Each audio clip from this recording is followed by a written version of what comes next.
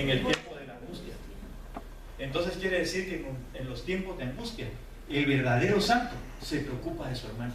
¿Qué no le va? Así de fácil. Ya no mucho le gustó el mensaje, pero bueno. De todas maneras se lo tengo que decir. Entonces dice: hermanos, de entre vosotros a 7 varones de buen testimonio. Oh, entonces ¿qué tienen que tener los santos? A la hermana, usted sí. Póngase una estrellita solo, hombre. Necesita tener un buen testimonio. Pero la pregunta es, ¿dentro de los hermanos? ¿Dentro de las congregaciones? No solamente. El buen testimonio lo dan los de afuera. El buen testimonio es cuando usted pasa y de repente pregunta, ¿verdad? Así, llegó y de equivocación, buscando al hermano fulano de tal, tocó en un apartamento diferente y pregunta: disculpe, ¿aquí vive fulano de tal?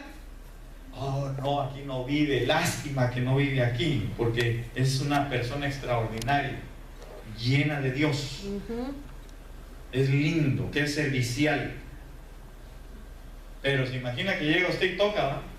Disculpe, aquí viene fulano de tal. ¡Pum! En la nariz, ¿no? Y no lo quiero ni ver, ni me lo mencione.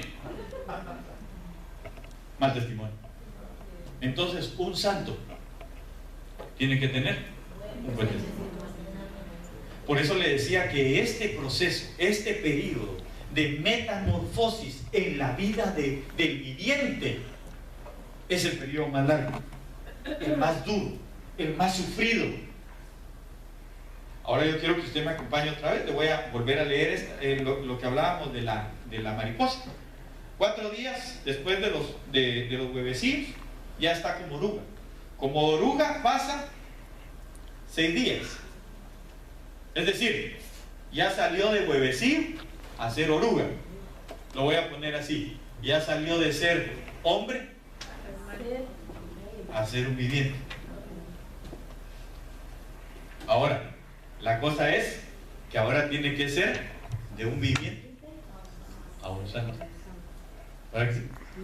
Entonces viene y dice que como oruga permanece por 8 días, otros 4 días dentro del capullo, son 12 días, y está otros 8 días dentro del capullo. ¿Cuántos días estuvo?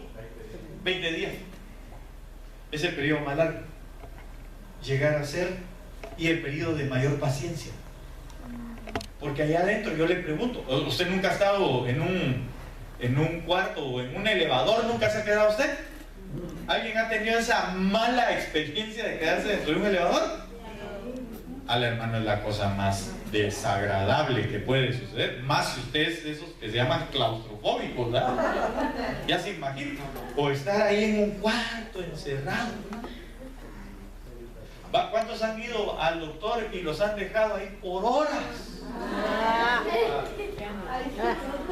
Por eso ahí se llama usted paciente.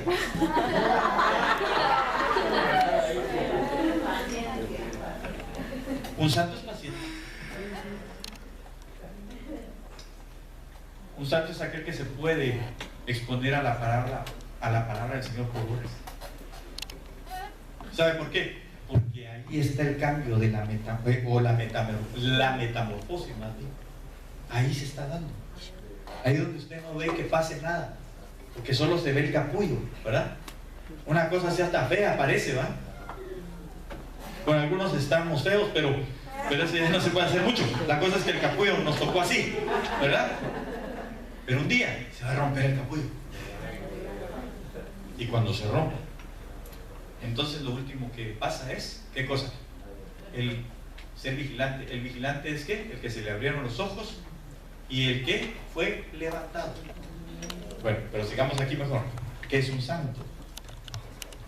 Mire pues, a ver si nos da el tiempo de terminar. Difícil. Buscad pues, hermanos, de entre vosotros a 7 varones de buen testimonio, llenos del Espíritu Santo. ¿Qué necesita un santo? Estar lleno del Espíritu Santo. ¿De qué otra manera podemos ser santos si no está lleno del Espíritu Santo?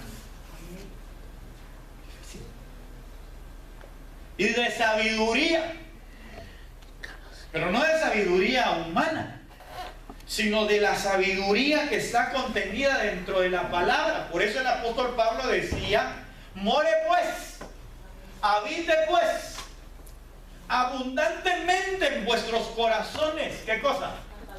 Esta palabra de verdad. ¿Para qué? Para que cuando uno hable, no hable disparates, hombre.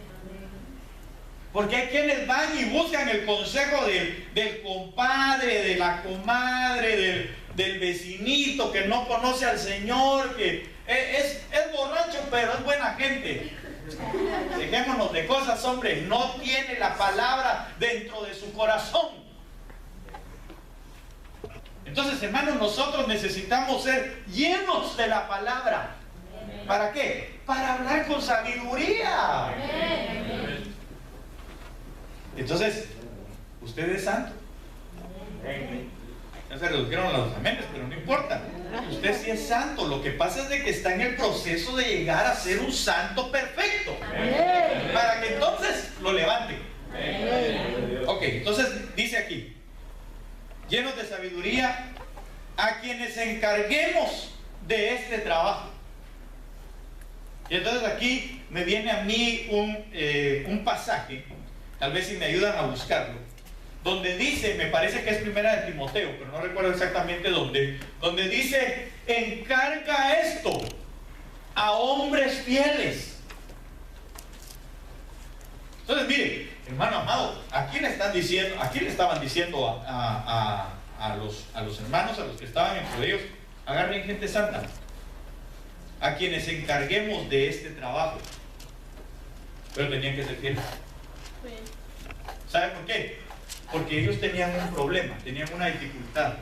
Los que estaban no sabían repartir justamente lo que estaban vendiendo o lo que habían recaudado para las viudas de los griegos y para las viudas de los judíos o hebreos. Estaban haciendo cierta discriminación, porque las viudas de los hebreos tenían más que los de los griegos.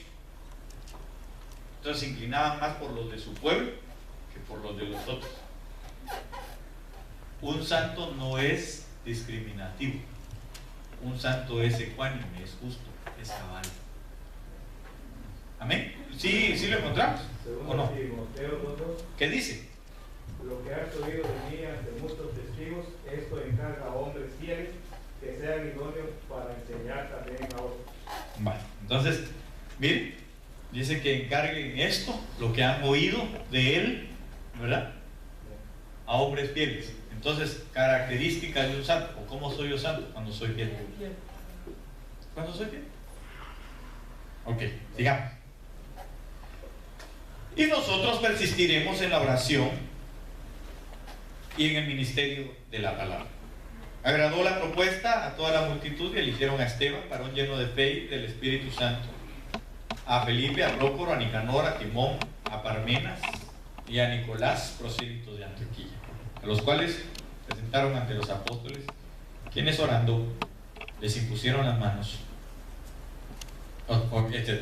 Ok, entonces, hermano, ya vemos algunas características de los santos, ¿verdad? ¿Qué debo hacer para ser santo? Trabajar en la obra. Amén. Trabajar en la obra y trabajar fielmente. Amén. Yo se lo he dicho muchas veces a usted, esta obra no es mía. Si así fuera, le aseguro que ninguno viniera. Así. Eso así es, porque sería obra de hombre. Seguiríamos a un hombre, y nosotros no seguimos a un hombre, seguimos a Cristo. Amén. Entonces seamos fieles en lo que nos han puesto a desarrollar. Mire, si a usted le pusieron al cuidado de niños como maestro, hagan las cosas bien, hagan las cosas con deseo, con anhelo, con agrado, con amor, con etcétera, con todo, póngale ganas. Si va a contarles un cuento, no les cuente. Érase una vez una hormiga que salió de su casa. ¡Pongan atención! No es una manera fiel de hacerlo, ¿verdad? Traiga usted su traje de hormiga, y cuénteles el cuento, ¿va? Era una vez una hormiga, ¡pum! Se pone usted sus cuentos de hormiga, ¿verdad? Sus antenas de hormiga. Que salió por el bosque y se quita los cuentos y se pone un pedazo de papel verde ahí. Eso es ser fiel para hacer las cosas que uno está haciendo. Entonces, eso es verdaderamente ser santos, porque nos estamos dedicando a la obra del Señor, a hacerlo bien. Cuando salgamos a predicar, hermano, no salga usted con aquello de... A ver, ahí el primero que se me atreve, mire, tenga, ahí lo lee. Así no es la cosa. Sea fiel. Señor, yo te suplico en el nombre de Jesús que me des la sabiduría, que me ponga, Señor, esa gracia para hablarle a esa gente, que me atiendan cuando yo les hable. Entonces nosotros necesitamos hacer la obra ¿cómo? Fielmente. Si usted es santo, a todo lo que le encarguen en la obra, hágalo fielmente. Amén. Amén. Ok, sigamos. Romanos, capítulo 6, verso 19. Hablo en términos humanos, por causa de la debilidad de vuestra carne. Porque de la manera que presentasteis vuestros miembros como esclavos a la impureza y a la iniquidad, para iniquidad, así ahora presentad vuestros miembros como esclavos a la justicia, para santificación. Entonces, hay un pasaje, yo creo que aquí es así. El verso 20 dice: porque cuando erais esclavos del pecado, erais libres en cuanto a la justicia. Ah, ¿cómo así, hermano? Sí, no había ninguna justicia en nosotros. Es decir, estábamos libres de la justicia, porque la justicia ni siquiera nos andaba buscando. Allá está. Nosotros estábamos libres de la justicia de Cristo. Cuando uno es esclavo del pecado. Entonces dice que ahora nos está diciendo: hagámonos esclavos de la justicia. ¿Qué es ser esclavo, hermano? ¿Ah? Sí, es ser sometido. Pero descríbanme cómo eran los esclavos. Estaba al servicio, trabajaban con obediencia a cualquier hora, ¿verdad? El esclavo es esclavo. El esclavo es a toda hora. Y nosotros muchas veces el Señor llega y nos despierta en la madrugada, alguna hora en la que tenemos aquel sueño bien pesado. Te quiero hablar, ora conmigo. Y uno da, tan temprano, ya me toca levantarme temprano, me tengo que ir al trabajo. No seas así, Señor. A eso de las 8 vení a despertarme. Hombre, nosotros debemos de esclavizarnos. Cuando dice aquí la palabra, dice presentéis vuestros miembros, o presentad vuestros miembros. Esa palabra presentar es lo que significa es estar al lado de. Entonces el esclavo así era, estaba al lado de su amo. Iba el amo para acá y ahí iba el esclavo. Lo voy a poner en un término que tal vez es un poquito feo, como un perrito saldero. Así. ¿Alguien de aquí tiene un perro que sea así como usted? Varios. Yo tenía. Mira, hermano, el perro, donde uno va, ahí va. Y ahí se siente. Uno se para y va al refri, ahí va el perro. Abre uno el refri y también quiere que le dé, pero ahí está. Va uno a la calle y él también va. Aunque uno le diga regrese, pero él quiere ir. Recuérdense que solo 2 entraron a la tierra de Canaán, porque tuvieron un espíritu diferente. Uno, Josué, que significa salvación. Y el otro, Caleb, que significa Esclavo. Pero ya lo hablamos en el sentido de lo que significa. Amén. Es decir, si lo pudiéramos poner en otro sentido, era un esclavo. Ujú. Entonces quiere decir que para ser santo se necesita ser esclavo de la justicia. Amén. Esclavo de la justicia. Amén. Es decir, siempre tiene que estar la justicia de Dios en nosotros. Alguien decía en alguna oportunidad que su hijo, sucedió una situación ahí y su hijo le dijo: ¿qué harías tú si fueras el Señor Jesucristo? ¿Cómo la resolverías?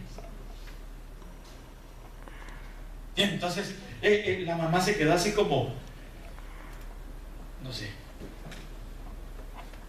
cómo la resolvería. ¿Sabe por qué? Porque no era esclava de la justicia. Ujú. Si nosotros nos volvemos esclavos de la justicia, ¿sabe dónde se aprende la justicia? ¿Dónde? En la injusticia. Ok, en la injusticia se aplica, pero la justicia se aprende leyendo la palabra. Porque ahí está, esa es la justicia de Dios. Amén. Ahí está escrita. Amén. Amén. Usted se ha dado cuenta que los ¿cómo se llaman? Jueces.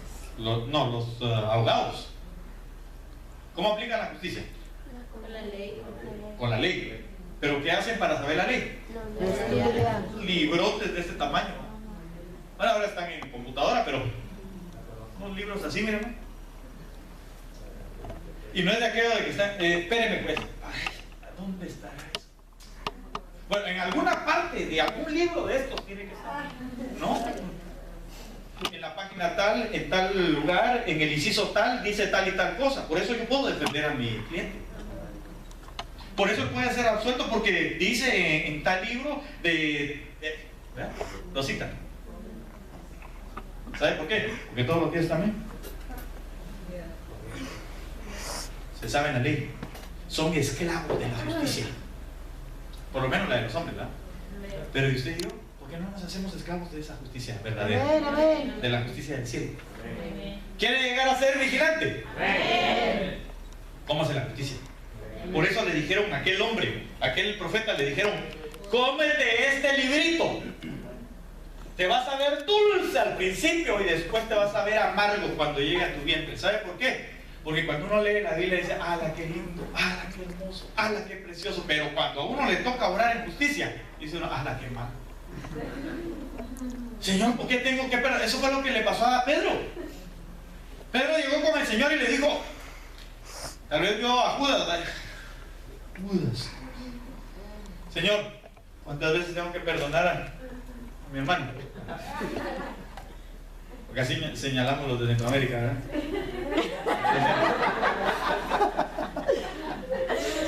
Y el Señor le dijo 7 veces, le dijo Pedro, porque hasta le puso, ¿va? Ya llevo 6 con esta y con la otra me va justicia. No le dijo, Señor. Bueno, 70 pues, Señor. No le dijo. Te digo que hasta 70 veces 7. Ah, Pedro, a ver, ni modo. Ya, como va a tener que aguantar hasta que se muera. No le faltaba mucho. Pero bueno, el asunto es que, hermano, nosotros es amargo, es difícil para nosotros obrar en justicia.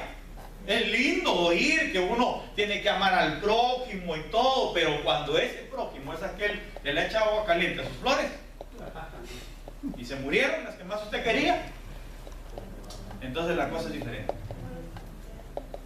Entonces nosotros necesitamos, ¿qué cosa?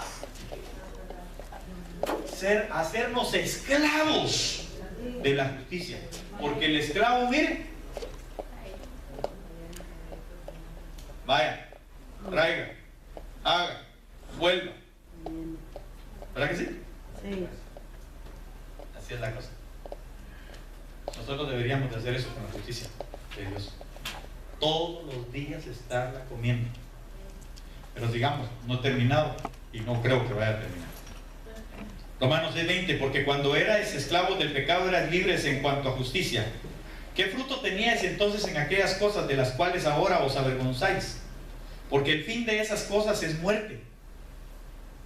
Pero ahora, habiendo sido libertados del pecado y hechos siervos de Dios, tenéis por vuestro fruto la santificación. Este es otro de los frutos.